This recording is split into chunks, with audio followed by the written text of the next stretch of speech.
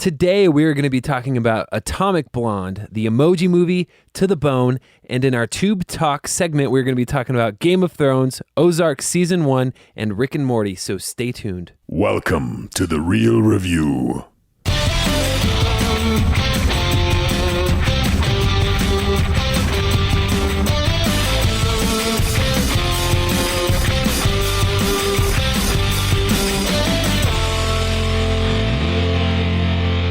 Welcome to The Real Review, sponsored by Parametric and Lazy Ape Studios, where you get some of the latest happenings, real thoughts, and perspectives in the world of film and television. And everybody with me today. Uh-oh, you're already laughing. Yes. It's not that bad or anything. I have Too bad. You Know Nothing, Joel Snow Cunningham. Oh, that's pretty good. All Yeah. right, yeah. It wasn't as bad as I was thinking. Yeah, it's all good. Who am I, Joel? You are Matt. Hey. Or sorry, no, I'm sorry, Matt. Meh. Hey. It's Meh. Meh. Yeah. Like the meh emoji? Yeah, exactly. gotcha. I was trying to figure out how to combine that into hey, but then it sounds like meh. Hey. Matt Mehey. Matt meh. Yeah, it doesn't work. Doesn't work. It's all good. But yeah, hey, welcome. Thanks. Welcome to the show, everybody. How you doing today, Joel? I'm good. I'm tired. You tired? I'm super duper tired. Yeah. Sleepy? Why? I've been up late night editing and working on a couple project stuff. I showed you Oh, that's right, that yeah. beautiful little intro animation that I created of the guy's name. It's crazy how long you told me that took. for you 3 to make. hours and it's like nothing. It's Yeah, like it's just like there it 9 is. seconds. Yeah, it's ridiculous. There you go. But anyways, guys, welcome to the Real Review podcast, where all of your dreams come true. We need a disclaimer after that. Not all of your Not wildest guaranteed dreams? to have all your wildest Not dreams guaranteed. come true. Yeah, disclaimer. But Just possibly, kidding. depending on what your dreams are, I guess. Yeah, if you right? like two guys reviewing films and Yes. television shows, then your wildest dreams will come true Yes, in this absolutely. podcast. That's how that works. Yeah. But yeah, if you are new to this show and you want to know a little bit about how this works, the way the breakdown happens is you have Joel, who's more of the critical, analytical, more sometimes negative, nitpicky person. Yeah. Critic that kind of attacks film reviews from that angle. Then you have myself, who is more of a fanboy, or more overly like emotional, potentially emotionally unstable at times, but can overlook some of those things. But we do kind of get we do dabble in both areas, I guess. If I had to emoji us, Yes, okay. I would be like the poop emoji, and you would be like the ballerina girl or like the salsa dancing girl. It's like, hello. Yes, yeah, I'm all about that. I wish I could have some chips and salsa. Yeah, I might be more of like the devil ears emoji. Maybe I don't know. that's I feel like that might work too. Yeah, maybe both. How about that? Yeah. A poopy devil. There Yeah, you go. that works. I like it. So we kind of like to take both extremes and kind of have a nice little meeting point in the middle, which we call the Real Review, which gets both of those perspectives. But yeah, so Joel, there are a number of different ways that they can get connected with us. How At do they least do that? 4 Yeah. that I know of that Do I can it. talk about. Break it real quick. down. There we go. So the first and probably the easiest way to get connected with us is on our Facebook, which is facebook.com/Real Review Media. We're always posting a bunch of fun stuff up there. New episodes are going up, trailers, things like that. Definitely a great way to stay in communication and connect with us. We've also got the Twitters and the Instagrams, which are both at Real Review Media. Definitely love to connect with you on those. And then we have our website, which is realreviewmedia.com, where you can find out more about the stuff we're posting. You can also sign up for our newsletter, which is really great. And then the fourth, I believe, if I counted correctly, this is actually number 5. Yeah. Unfortunately. I know about all the Twitters. I'm tired, Matt. My math is off. Don't judge me. No. So the other way that you can connect with us is to email us, which is always great for us. We love hearing from our listeners. The email address is realreviewmedia@gmail.com. Yes. We'd love to hear from you on some different stuff. Absolutely. Yes. Making your wildest dreams come true. Exactly. Let us know how we can make those wildest dreams come true. Absolutely. As long as it costs less than $2. Yeah. So email us. Let us know what's up. Tell us about your day too. It's all good. I like to read and hear from you all. So do that. But so let's kind of dive right into this thing too, because we actually got a chance to spread out our efforts. We did. So we could cover more ground. We did. We covered a lot of ground. Yeah, we covered more ground. So some of them heights, some of them lows, some of them in the middles. Yes. Yeah. Yeah, something like that. I'm not feeling about how much heights we have, but yeah. We'll see. Yeah. I'm gonna start off. I'm gonna read the synopsis because you got a chance to see this movie, and I kind of wanted to see it too, just because kind of who's behind the camera, who's in front of camera. Directing wise. Yeah, exactly. So, and I'll break it down here, and then I want you to launch into this, but we're going to start off with Atomic Blonde. So an undercover MI6 agent is sent to Berlin during the Cold War to investigate the murder of a fellow agent and recover a missing list of double agents. And it is directed by David Leitch, one of two of the first John Wick film. Also stars Charlize Theron, James McAvoy, Eddie Marsan, John Goodman, Toby Jones, James Faulkner, and a number of other people as well. But Joel, you saw this. I did see it. Yeah, so I guess break it down. What are some of the highs, some of the lows? Yeah, so this is we talked about this in our Coming Soon, and I think I approached this film somewhat excited because I'm a big fan of, the John Wick style of cinematography and action, which we're seeing a lot of, kind of like a huge surge and stuff, which is kind of like that character-driven action film, right? But more grounded in a way. We've gotten that with Jason Bourne. We've also gotten that, with like Casino Royale and the new iteration of the James Bond, where they're getting more real and visceral, and they're trying to keep it more grounded. It's not like these crazy, ridiculous.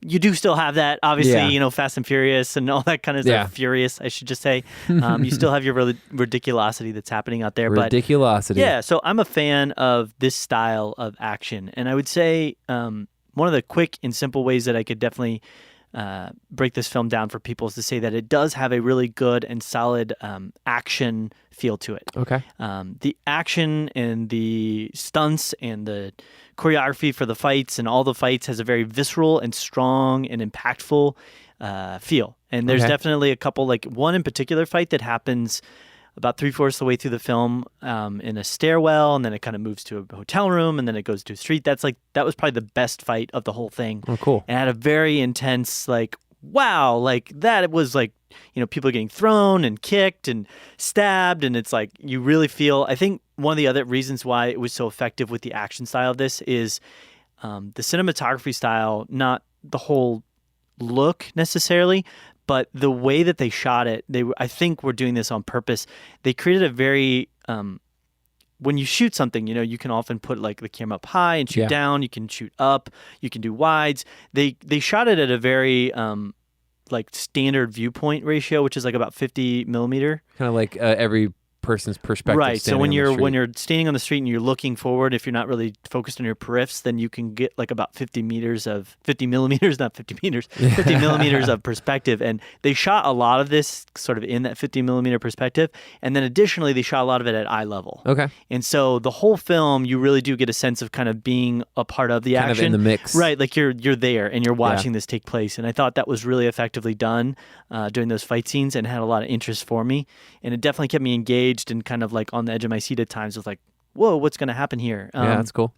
So I thought that was really good.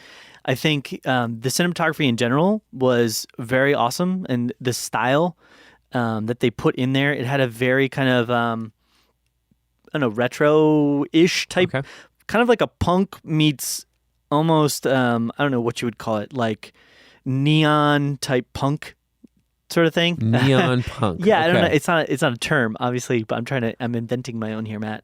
Go with me. Are you punk? Are you talking about are you getting into musical genres? Yeah, well, it's got a punk feel because a lot of people in leather and dark and chains and you expect people to have buzzed haircuts and strong looking punk EDM. Yeah, punk, and then the EDM side of it is there's a lot of really neon-esque lighting and kind of intense beats dut, dut, kind of feel to the way that things are cut. So it's almost like an EDM music video style with punk. So it's got a cool feel.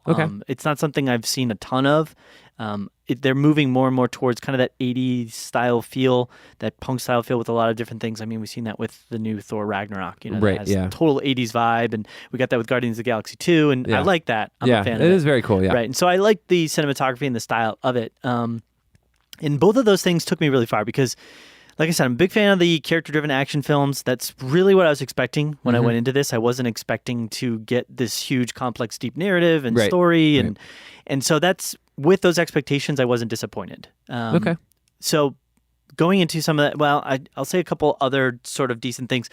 James McAvoy, nailed it. Yeah. I Okay. mean, Cool. he did a great acting job Yeah, in this. he's awesome. Everything I see him in, man, he's killing it. Yeah. Charlize Theron did a good job. I mean, especially with the action, you can tell that she probably trained her buns off to get in shape and For to months be able and months, to. probably. Yeah. Because I mean, she was just she was really taking a lot of hits, and there was definitely times you could tell, okay, that's probably a body double, Right, and things like that, but. She still did a really good job, especially like when I was talking about like that hallway fight scene and stuff. And Cool. it felt very visceral, it felt very real, and it felt like she did a very good job there. And for the most part, everybody else did a good job with the acting. There was nobody that stood out as like, oh my gosh, you're awful, I can't stand it. Nothing that would like take you out of the film in that regard. So on that basis, I can go into talking about some of the not so good stuff. Okay. I did give this a more or less positive rating. Okay. I've adjusted it down afterward the Sure. more I processed it, because I will also say that due to some of the bad stuff I'm going to get into here, it's not the kind of movie that I think is really going to stick with me. Okay. And I'm not going to like, when it comes out on DVD or like when it's on television, I'm not going to be like, oh, I really need to watch that movie because it's got this and that and that. And I think one of the main aspects that I didn't enjoy, and I think one of the big critiques that I'm seeing a lot of people say about it, is one of the things that was really great about like John Wick, to go with that, is you had a strong sense of his motivation.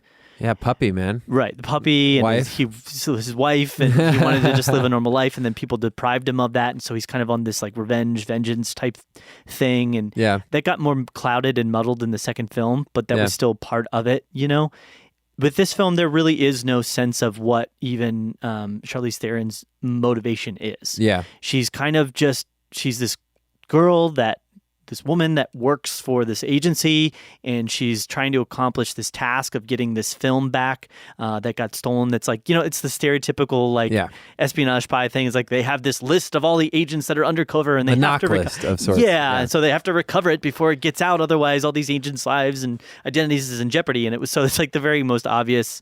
That's like the stereotypical, like if you're going to pick a stereotypical path, it's, bad guy steals some bad thing that can kill lots of people or, reveal the identities of this agency, and they have to get it back and stop. Okay. And so that's kind of the main thing. And they did throw in a few twists and here and there. Like she's not really blonde? Yes. No, but like, was this person a double agent? What's their true motivation? And it didn't get that deep. There was never anything that happened that I was like, oh, wow. They do throw a bunch of stuff in at the end, which I'm not going to spoil, but there's like a part where I was like, okay, the movie's ending here. Mm-hmm.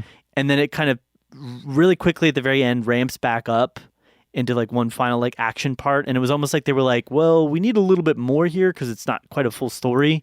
It's just kind of flat. And then they like, I can almost even see them filming all of that in like afterward, like going back and doing reshoots and adding that to the ending. Maybe the original ending didn't test well. I haven't looked into that, but they threw some stuff in there. But her motivation was never clear. You never really got a sense of why she was so aggressive, why she was attacking these people, why she was so upset. You kind of get a little bit of it because of potentially a relationship that she had, but that's like two quick, brief moments. She never talks about it.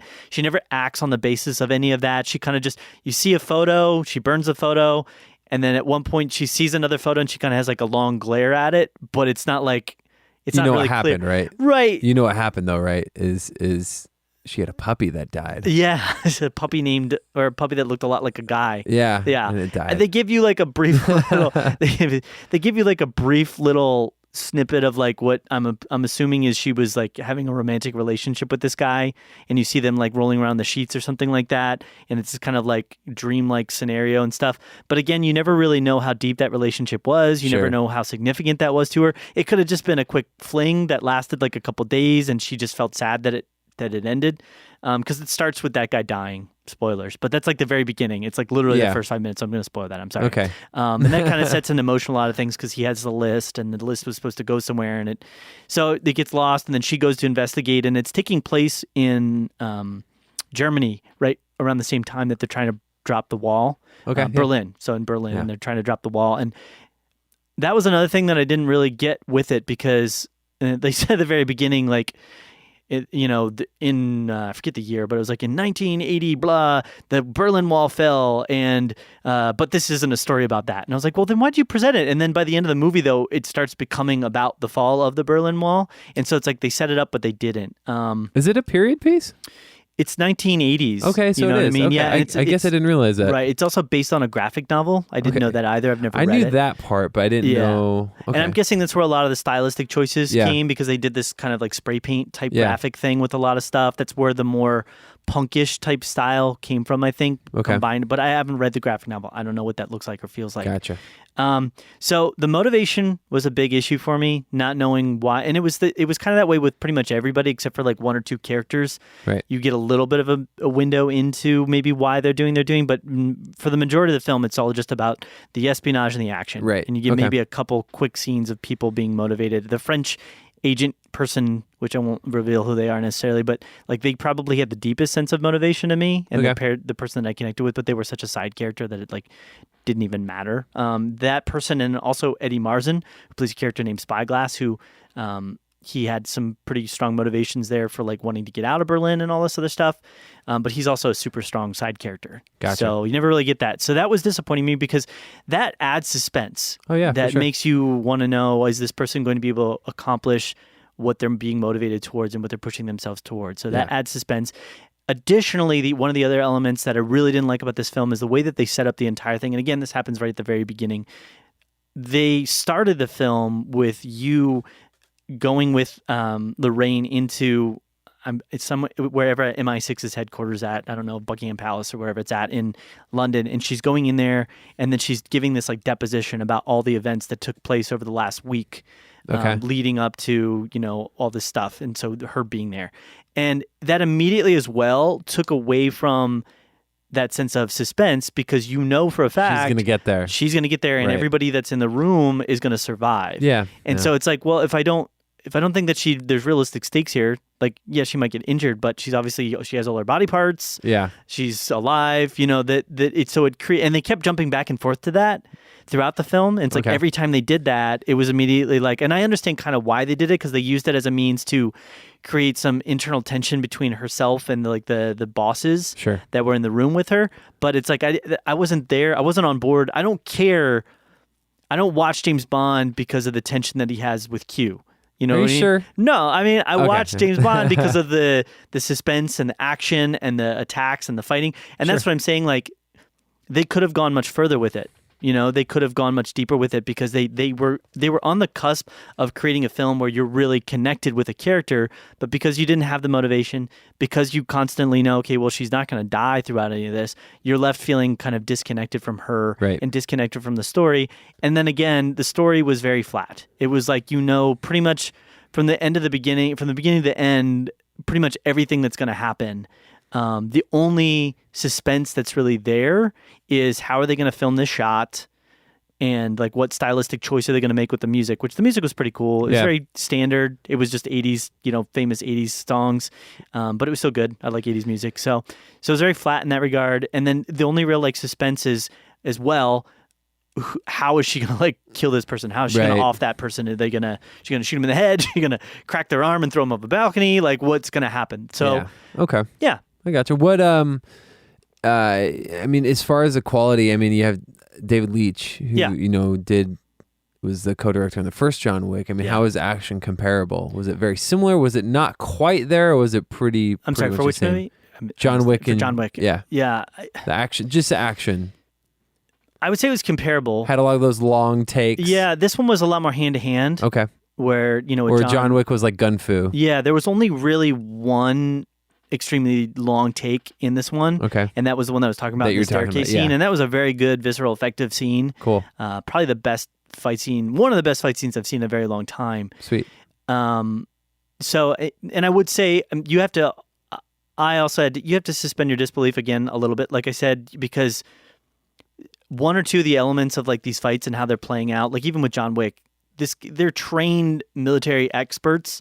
Right. But even still, I could not imagine somebody like John Wick existing in real life. You know what I mean? Right. Or someone like her, Lorraine. I could not imagine them existing in real life and doing the things that although the fights are very visceral and real, I just don't think that these scenarios would play out the way that they play out in these movies. You know what I mean? Because it's like, I don't know. Are you sure? I feel like John Wick would be real life. John Wick Continental, was, I feel like that exists. Well, I would say more so potentially with John Wick than with this one. Okay. Because there's just some like hand-to-hand fight stuff that happens that's just like completely like, okay, that took like precision pinpoint timing. Like there's a part where she like has like a rope thing and she like flicks the guy in the groin and he falls back and like hits his head on a chair, and then the chair falls over and hits a guy in the face as he's coming to so it's like she couldn't have planned that. It's like mousetrap. Yeah, that's like impossible to. You have no idea what the guy's gonna do. He could fall forward. So there's just things like that happen in the script, and maybe if they kept it more with the gunfights, maybe if it was more about just like shooting each other, then it would have. And there was definitely some fights in this that felt very real and very visceral. That I could see happening. But, I gotcha. But yeah, others in particular that didn't feel quite as real to me. That's cool. So though. The action was good though. Yeah. I thought he did a great job with the action. I think the story was a weak point for sure. I think that it doesn't leave me concerned about things with Deadpool 2 if they've got a good writer that's going to be taking on the story and the humor. Yeah. He didn't really do anything that was funny too, though. And one of the things that I love so much about Deadpool was that they had a great comedic timing. I kind of feel like that's where Ryan Reynolds, because he was a big part of that production. Agreed, but you have to have it in camera, right? And you also have to edit that, because there's a lot of like setup and payoff with jokes. It's like putting things in just such a way that they play right. Yeah. And it's very difficult to do. So again, he's going to have an editor. He's going to have a studio over his, shoulder. Yeah. So maybe they'll be able to keep that kind of stuff there. I think the action will still be good. What are you rating this thing at?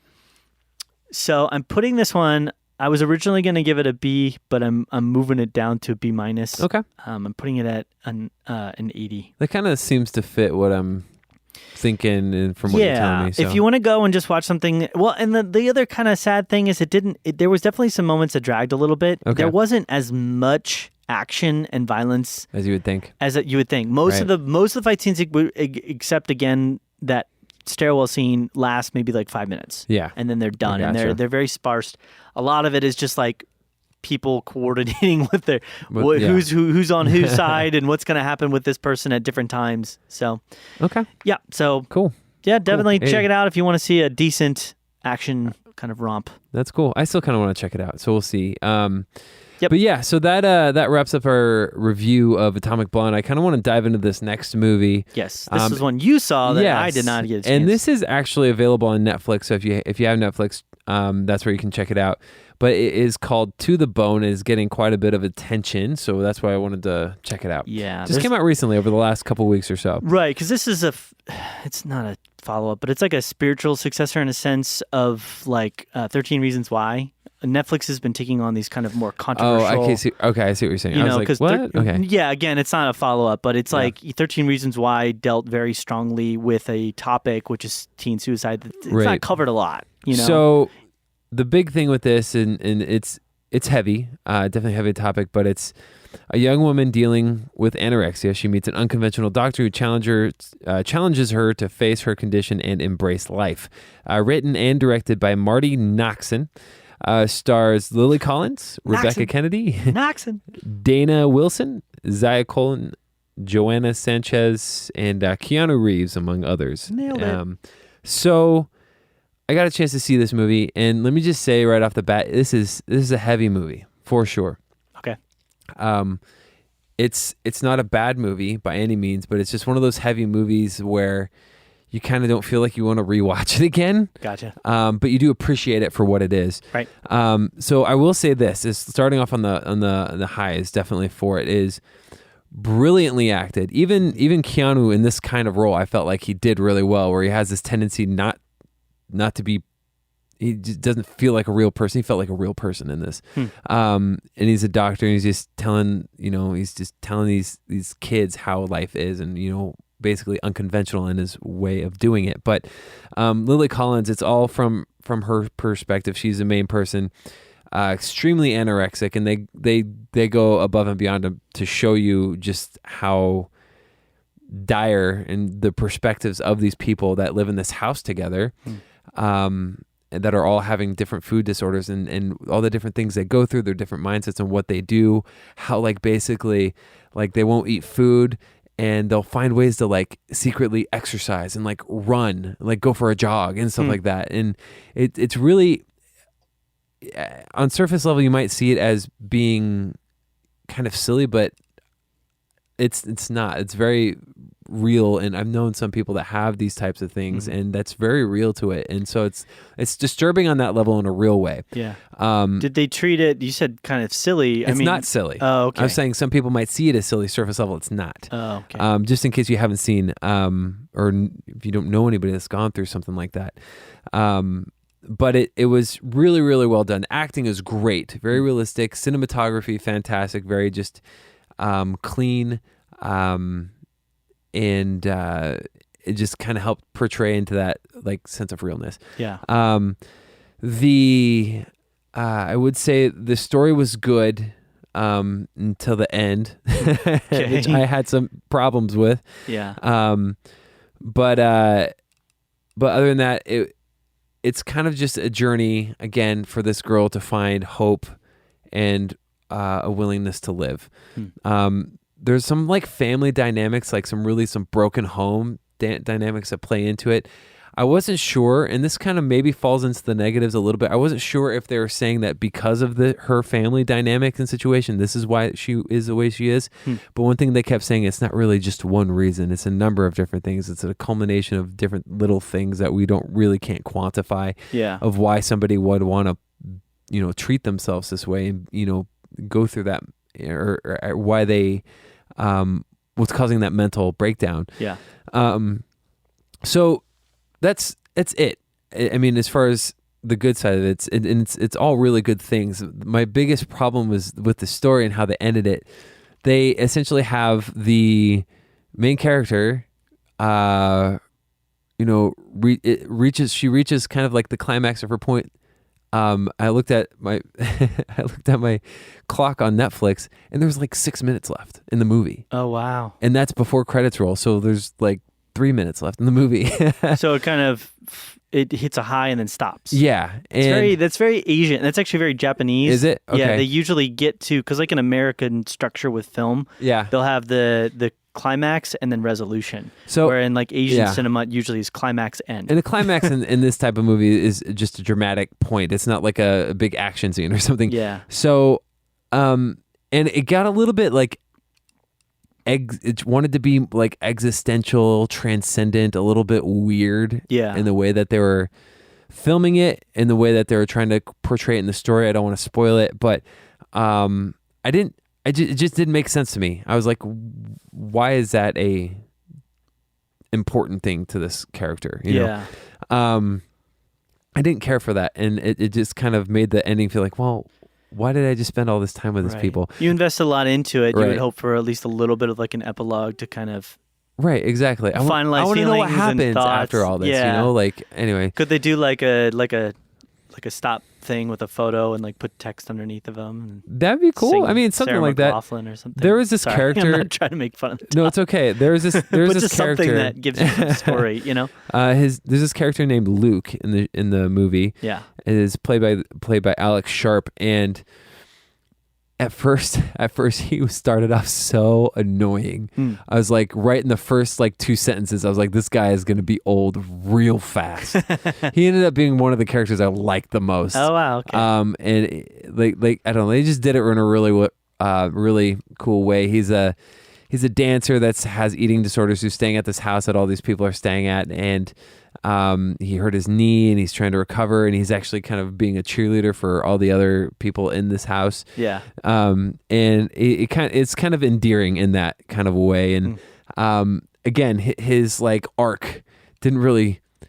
I felt like his arc kind of like peaked and then it just stopped. Nothing happened with it. Yeah. And I think it's mainly because the very late like climax for the main character. Gotcha. So I don't know.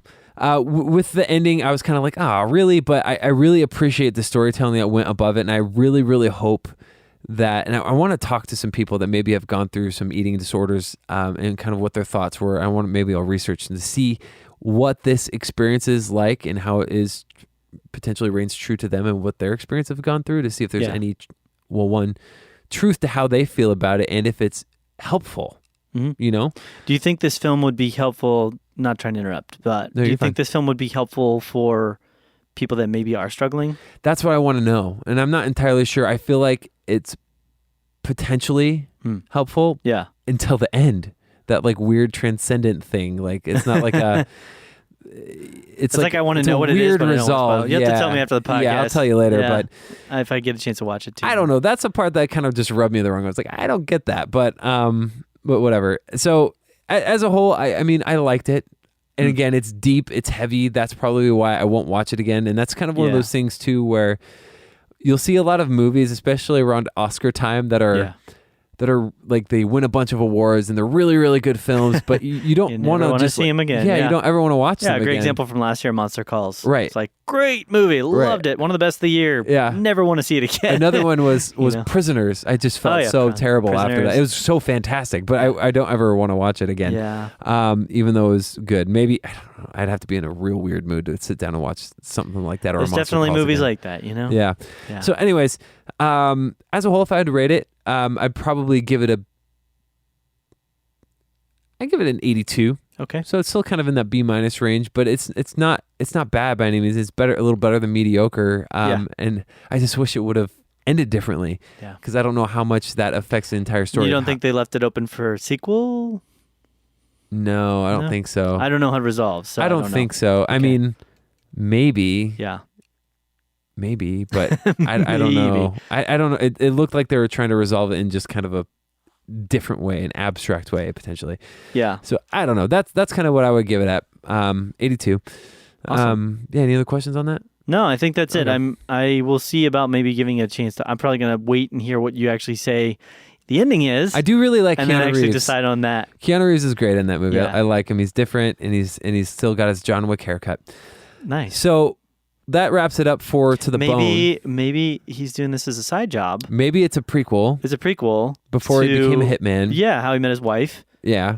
And yeah. Before the cancer. Yeah. Before okay. the cancer. So Not at all. This next movie is a real gem. And Joel, you got a chance to see this movie and really invest some quality time in this movie. We have differing perspectives on the concept of gem. I mean, gem of the gem crud. emoji. If gems were made out of all bad things, then yes. So tell us, Joel, about the Emoji movie. Yeah, so we're not going to spend a huge amount of time on this one. It's not worth our time. It's not worth our time. I really went to see this one just because it's getting a lot of just flack right now, and I wanted to kind of see what all the bad stuff was about. If it lives up to the notoriety in a sense okay. that it has been receiving. Just to kind of give the synopsis, because we do this every time. Yeah. This film is Gene, a multi-expressional emoji, sets out on a journey to become a normal emoji. It is directed by Tony Leondis. Leondis? I don't know. Sure. I don't know. Doesn't well matter. Done. Yep. TJ Miller, James Corden, Anna Faris are the big name voices. You've also got Maya Rudolph, who plays Smiler, Stephen Wright, who plays Mel Meh, and Jennifer Coolidge, who plays Mary Meh, who are kind of like those are like and well, the big thing that like everybody keeps saying, and this is like why half of the people that literally went to go see this stupid film is Patrick Stewart plays the poop emoji. Yeah. And so everybody's like, Sir Patrick Stewart playing a poop emoji, I have to go see it. And the sad thing was he probably had like 6 lines. He's really not significant. And all the lines were like the worst puns. They were like, oh, I feel like poopy. Yeah. And he's a poop emoji. You know what I mean? Like that's like somebody wrote this movie in 2 minutes. They're like, I got an idea. Let me just write this real quick. Well, that is so the good. Right? Okay. The good. The emotion, the animation is decent. I mean, the animation is decent. And I will say this, the voice acting is fine. It doesn't feel like anybody did a bad job with their voice acting. It doesn't feel like anybody literally just phoned it in. So it was like directed well with the voice acting style. And the animation was good. Yeah. But that gets you just to we made a film level, in my opinion, with an animated film. Like you have to have good animation. You have to have, at least decent animation. Right. You have to have good voice acting. Otherwise it's going to stink, and just be awful. It's going to be a poop emoji. So this film fell apart in pretty much every other level. On a storytelling level, it just makes no sense at all. The process that the characters go through, like the story arc of where they're trying to go, is the most flat, overly simplistic, but at the same time overly complicated mess that I've ever seen. Like literally his whole story arc is that people don't like him because he's an emoji that does multiple expressions.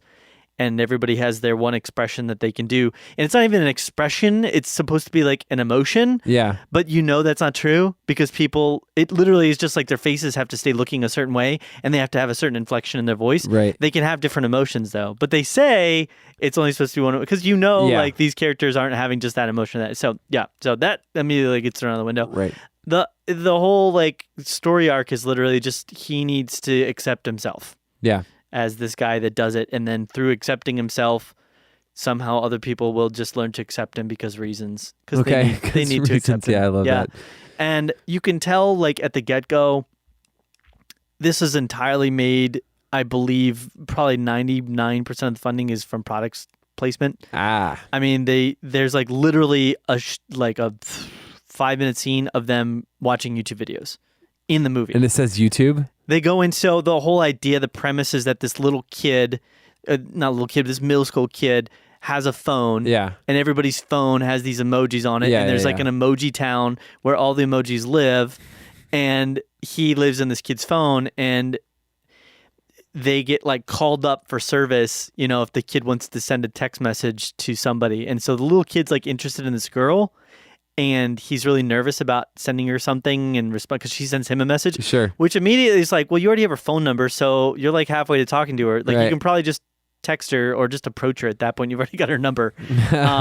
So he has a phone, and then so the emojis have to like do these certain faces, which is just ridiculous because it doesn't work that way. And so this one, it's the meh character's first opportunity to like be called up into action. He's like begging for the opportunity, and he screws it up. Because he gets all emotional, he doesn't know what to do, and so then the kid wants to like basically reset his phone, and so the whole time it's like this race to getting things fixed before he resets his phone, and then the main emoji girl, the Maya Rudolph character, Smiler, she wants to more or less delete and fix him meh guy because he's causing issues with the phone. And if he screws things up, then it's going to cause them all to be destroyed. And so it's him running from these guys that want to delete them and then also trying to find this hacker spot. That's what I'm saying. That's weird. It got way too intense and deep and unnecessarily, and it didn't need to be.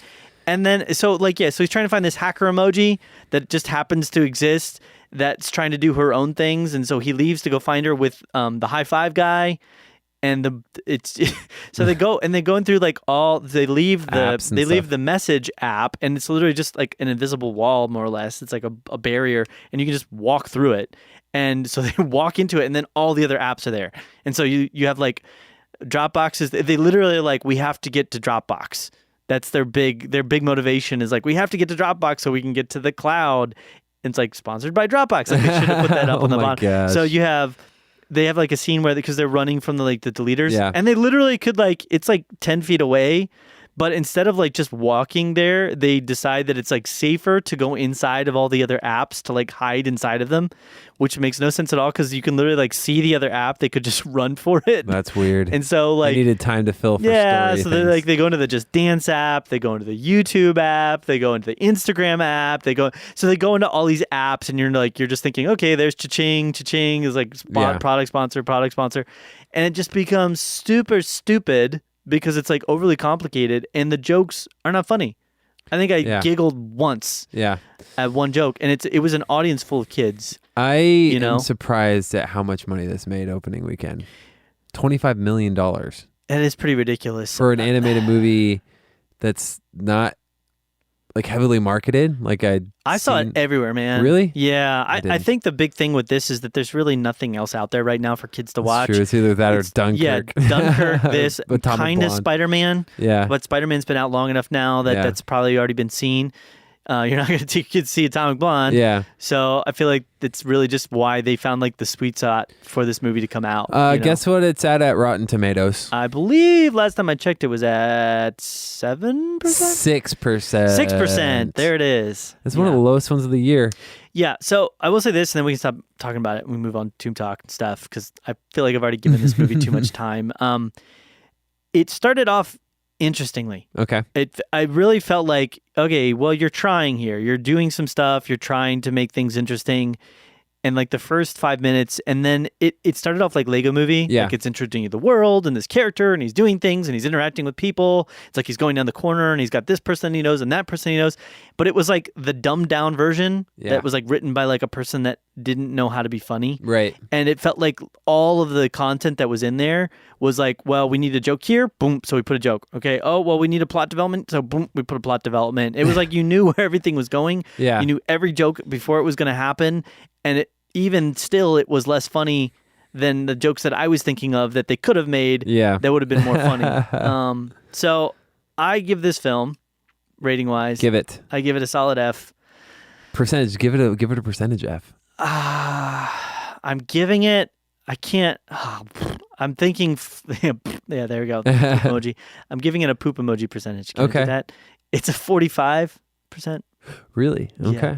45%. Because like I said, they got there's some things good animation. Sure. Nothing looked bad. Nothing looked stupid animation wise. I mean, it was Other than stupid. The idea of movie. it. Yeah, it was stupid.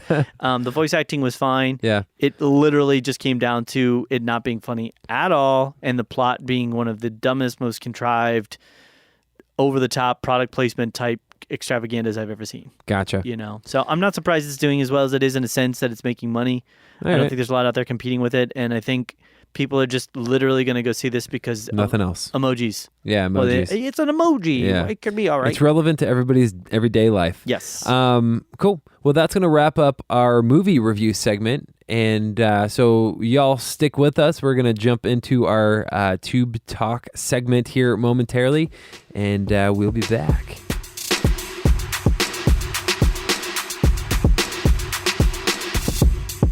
Welcome back, and this is our Tube Talk segment. And we're going to actually review some television that we've actually had a chance to go over, review, watch, see, listen, hear, listen with our ears, and feel with our minds. with our minds. Yes, absolutely. Because who feels a show? With our minds, I do. With your hands. My heart. With your heart. Yes. Well, that's the best I will place to feel feel the it. show with my heart. And so we've been pretty steady on Game of Thrones and kind of recapping those as those have been coming out. You've been doing a wonderful job at that, Joel. Thank you. You very are slowly much. catching up, though. I am slowly catching up in kind of like a different kind of way. Yes. I'm more just learning about the mythology and reading about everything. You're like, I'm going and reading all the disconnected story elements, and Right. I'm going to come back with you're going to come back with like a wellspring of knowledge, Right. and I'll know what the story's about. I'll tell you all about the tree people. So you can fill in the little details. Right. Yeah. The Have tree- you read the books? The Tree Children. No, I didn't have think no so. idea about that stuff. Okay. The books are good. Yeah. I mean, obviously they made television shows out of them. What but started off as a simple episode synopsis had me in a downward spiral of like all this weird That's kind of stuff your in thing, mythology. though, because you love to get into the mythos Yeah. and the universe of everything. So that actually makes a lot of sense. Absolutely. Which I do for some things. I don't get too, but like I read all the Lord of the Rings and the Hobbit, but Yeah. I didn't read, like I started reading the Silmarillion, which is like the expanded stories of the creation of, Middle Earth and everything. Yeah. And I got kind of bored, which is Okay. probably people are like, how dare you? But I'm more like, I like to Blasphemy. connect. Well, I like to connect with people and Yeah. stories. And if it's just talking about Stuff. facts in history, then it eventually just gets to the point where I feel like I'm just reading a history book and I'm kind of like, okay, this is a little boring Yeah. for my face. Yeah.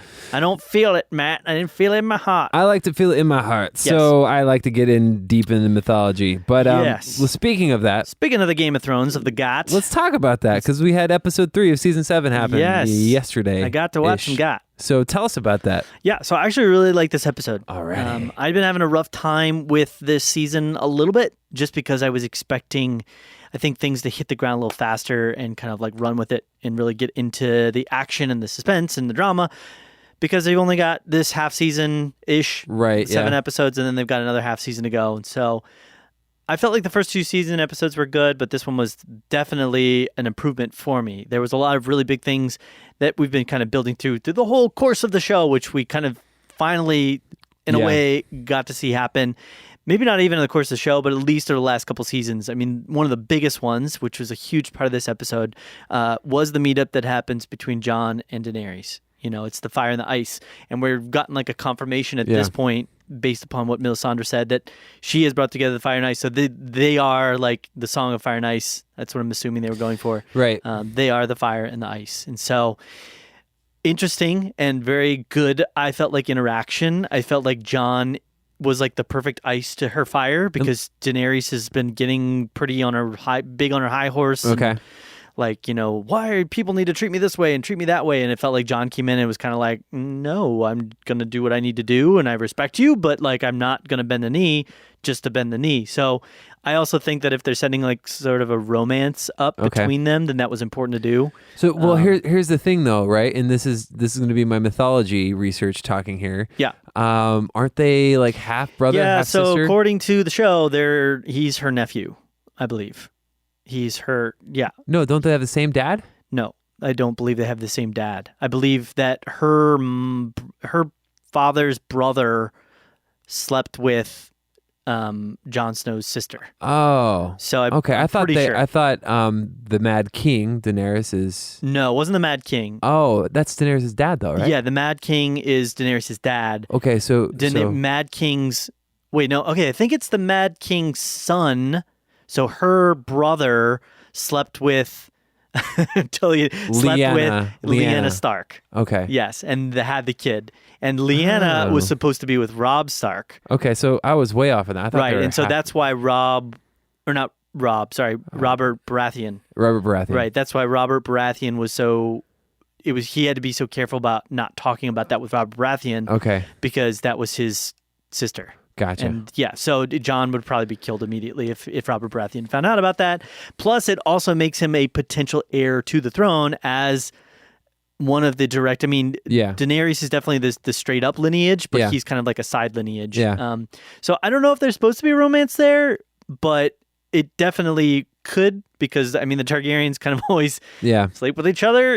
Brothers and sisters, totally cool. I'm guessing nephews probably totally cool too. It's a weird universe. This Game of Thrones. I mean, if Westeros. Yeah, we'll see what they do with it. I mean, we'll see where they go with it. But I thought it was a really good interaction between the two of them. I thought they both possessed a really good, solid, strong position for where they were at. It felt like the interaction was real. Yeah, and it felt like Jon was being presented out of a need to be there, and now based upon a lot of the events that happened, with Euron Greyjoy and the destruction of most of the other Greyjoy forces, and then also taking the Sand Girl.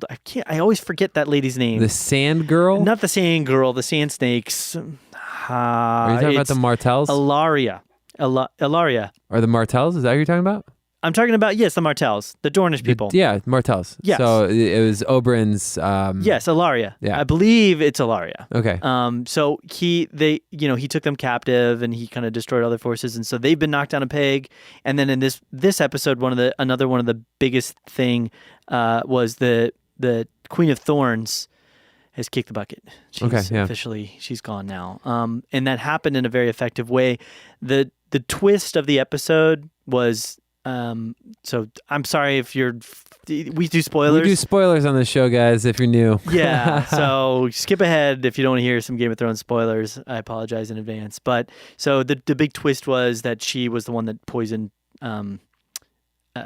what's his face? Joffrey. Yes. I can't, the names, Wait, man. Queen, you're talking about Marjorie's mom or grandma? Yes. Yeah. Okay. Yeah, so she poisoned, which is not a big reveal for me, because if you read the books, I actually thought that was made clear. Maybe I was just... It's not really made clear in the show, but in the books, it's definitely made 100% clear that she's the one behind it. And so that was like the big reveal for Jaime, and because he's trying to like kind of be nice to her in a way, and then she reveals that like, hey, I was the one that killed Joffrey, and then go tell Cersei. So it's kind of like her last little stab, her last little thorn. There you go. So that was actually kind of sad though, because she's a great character, and it's sad to see her. She's fiery. Yeah, and there was a really cool, because I think last episode they set up that Daenerys maybe wasn't as powerful, because she's been up there. She's had the dragon, she's had the Unsullied, she's pretty much had all this stuff going on where she's like gonna just conquer Cersei, and then they've now taken advantage of a couple different situations, because Tyrion also sent the Unsullied over to Castle Rock to take that. And that was a setup, though, because they knew that was going to happen. So they sent the majority of their forces to go take out the Queen of Thorns, the Tyrells. Yeah. In so doing, they pretty much gave up Castle Rock, but they took everything they needed from it. And they got a big victory by taking out, the Queen of Thorns. Right. And so they're slowly getting more and more military victories here. They've got like 2 under their belt. The first one huge, where they take a bunch of people captive, pretty much destroy all the ships. So it's leveling out the forces, and it's creating a much more interesting narrative where they're kind of going to have to battle each other because Daenerys is running out of allies. They're all either dying or getting captured. And so pretty much Jon is set up now as like her only ally. So it'll be interesting to see kind of how that moves forward. I thought that it was really cool that they brought Bronn back and he finally met up with Sansa, which was really sweet and nice because Bran, sorry, but he's been gone for so long, and he acts like a completely different. He kind of acts weird, very odd fellow. Well, he's the Raven dude. He does the most, the three-eyed Raven. He does the most roundabout discussion of being the three-eyed Raven that I feel like he could have literally just said like, because she's like, well, what do you mean you're the three? And he's like, I just am, like, I am, and I learned from the other three. He talks about it in the most like unclear way. I'm like, you could literally just go, okay, so I was seeing these visions. I went up north. I met with this guy in a tree. He gave me this ability to like jump into animals and people and see everything from all time. And that means that I'm the three-eyed Raven. He could literally just do that. Yeah. And instead he's like, oh, I saw you on your wedding day. It was snowing and you had a beautiful dress, and makes it like super weird and awkward. Yeah. I was like, why would you do that? Just like, that was a terrible time for her and her life. Right. So my assumption is he's probably going to be the one that lets it slip that Jon is actually related. Targaryen. And that he's a Targaryen, unless Sam somehow manages to find that in the histories of all the scrolls and everything. Gotcha. That's kind of, I don't know if that would be documented, but somewhere out there. So Sam had a pretty cool thing because he finished fixing the grayscale stuff, and there's people talking about how potentially the grayscale and the White Walkers are going to have like a mixed kind of purpose in a sense because they're both of a curse of sorts. Because the grayscale is a curse to the Valerians for their warmongering, I believe, and the White Walkers are cursed from the green people that were up north. Yeah, I forget their name exactly. They're like the children, of the trees or whatever. So yeah. like they're cursed from there. So maybe there's like a relationship of like the gods of the two curses against like the differing gods or something like that. So there might be a blend and a hybrid, a mixture there of some sorts, or one could offset the other.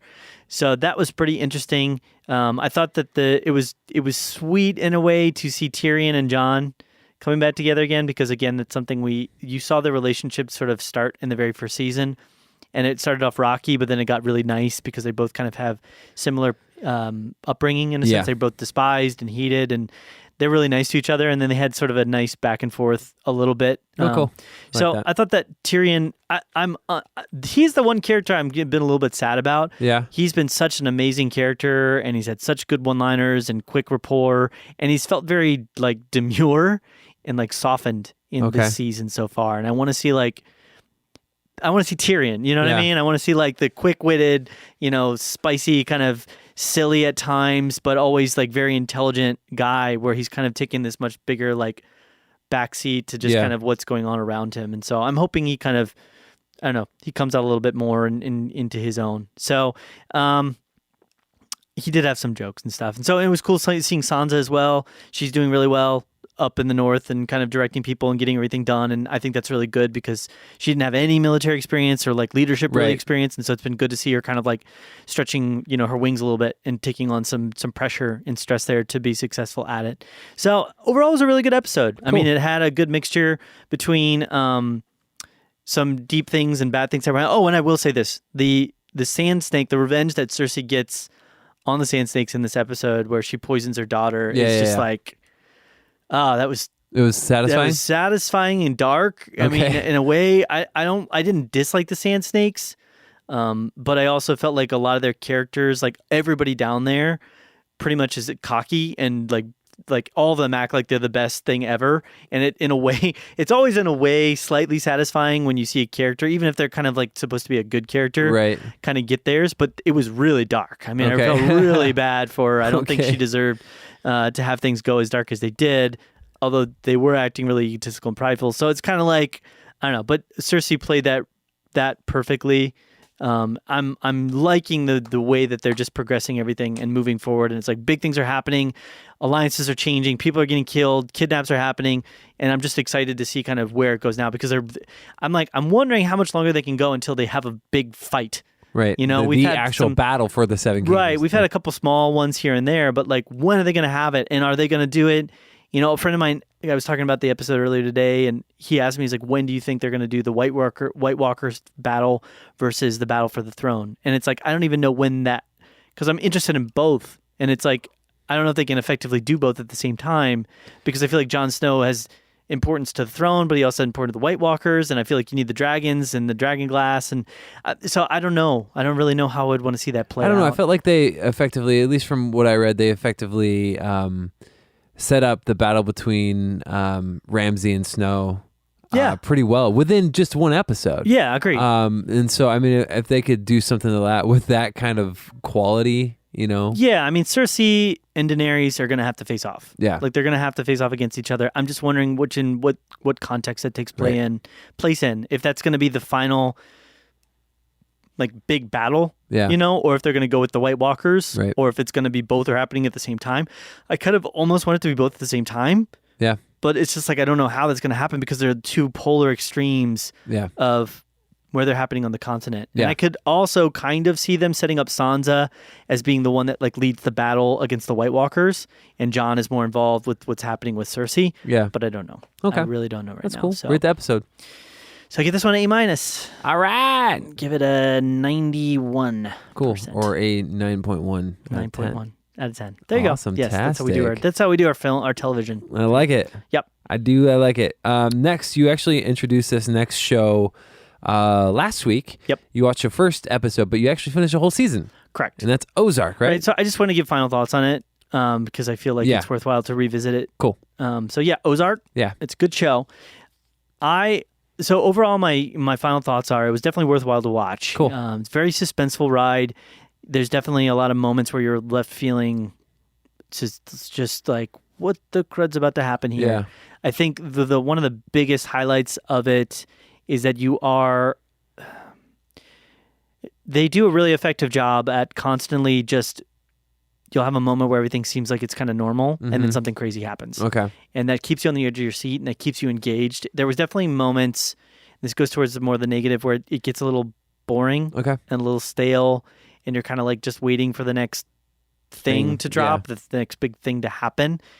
So I think that's kind of the main issue of it. There's kind of lulls, and I think a lot of the lulls have to do with the drama that's happening between the characters. Feels a bit less intense. Sure. You know, it's not that it's badly written. It's not that it's badly acted. It's just that the way that they clash, it's almost like they bounce off each other. Like, they'll hit and there'll be a bad thing, and then they move on. And then they hit and there'll be a bad thing and they move on. It never feels like they really get like into... There's one moment where they start really getting into a good back and forth with Jason Bateman and his wife, and they're talking about all the stuff that's happened, and that was like a good fight. And there's sometimes things like that do happen, but for the most part, it's kind of like boom, and then move on, unless they have a big action thing they need to accomplish, or some crazy death. You know, somebody's going to get shot. Yeah. So it got a little bit stale of sorts, but it was always very... I would say it still managed to stay interesting all the way through. The action was really intense, really suspenseful at times, as far as like, you know, who the heck is going to get killed off here. Yeah.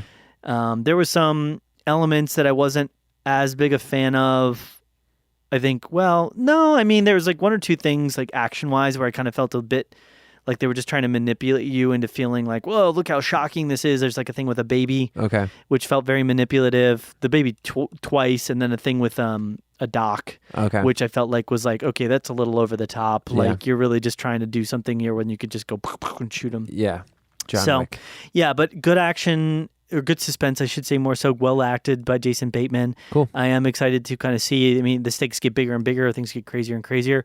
They've left a few things open for sure to kind of move into with like the coming seasons. It definitely, there was some directions I thought they were going to go in that they didn't, for better at a lot of times, and then for worse sometimes. But I'm excited to move on. And I would give overall season 1, I'd probably give it a B-. All right. Just because, like I said, it did tend to drag a little bit. I gotcha. It's all good. So, yeah. Cool. Well, it's good to hear. I actually still want to check that out. So when I get a little spare time, I can spend a little time you won't with be. Ozark. I know B- sounds kind of low, but it's kind of it's because there's moments where it goes up to like A, and there's moments where it goes to like C. I gotcha. And so it's like kind of middle. Right. I gotcha. So, yeah. No worries. Worthwhile. So the next show, I don't really know a lot about this next one. This is more you're like giving me a little bit here to let me talk about this. And I don't really know much about it, but why don't you break down Rick and Morty for us? I can break it down. I'm not prepared to do like a full thorough. This is one of the craziest shows that I know of on television right now. It accomplishes a lot. It's created by Justin Roiland and Dan Harmon, voice acted by mostly them. There's a lot of other people. Mostly not Dan. Justin Roiland does most of the voice acting, but it's also got Chris Parnell. It's got Spency Grammer. It's got Sarah Chalk. Justin does both Rick and Morty voices, which is pretty crazy because they're like two polar extreme type voices. I got introduced to this because I was at a Comic-Con in the prior year and I saw a bunch of clips and I was like, that is crazy looking. I should just try and check this out. And I'd heard a lot of good things, but it's kind of it was for the most part pretty underground hit, but this most recent season has been like really, everybody's been super excited for it. I like Dan Harmon from Community primarily. But... Right. And this show, I have a hard time explaining it. It's like, I don't know. It's deep and complex with its like sci-fi and philosophical ideas and narrative structure.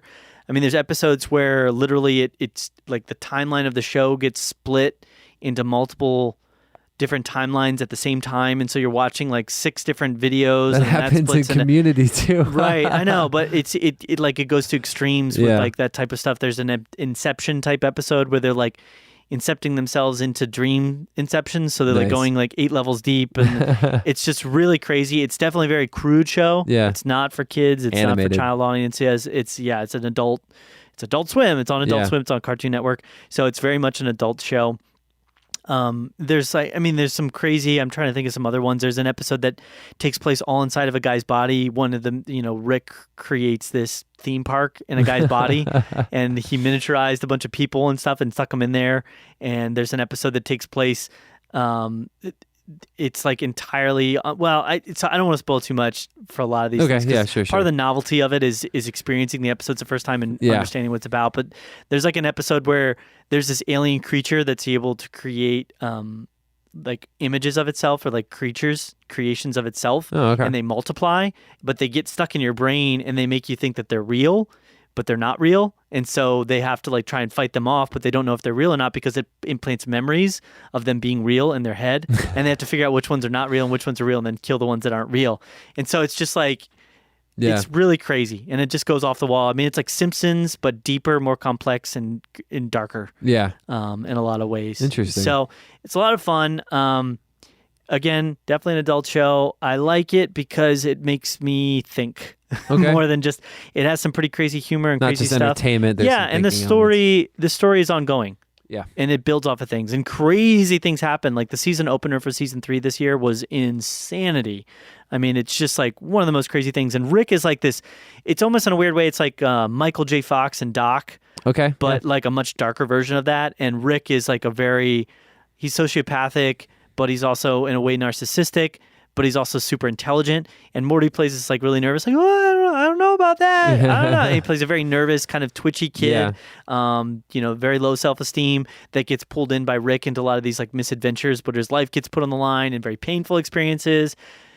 And it's just got a really silly at times, very dark at times, but very complex, deep narrative that I like. Because it would be one thing if the show just had non-connected episodes, but with the fact that each episode kind of builds on each other and things stick with you and they move on and characters die and they don't come back to life, or they jump to an alternate universe and pull in a character from another universe or something like that. Yeah.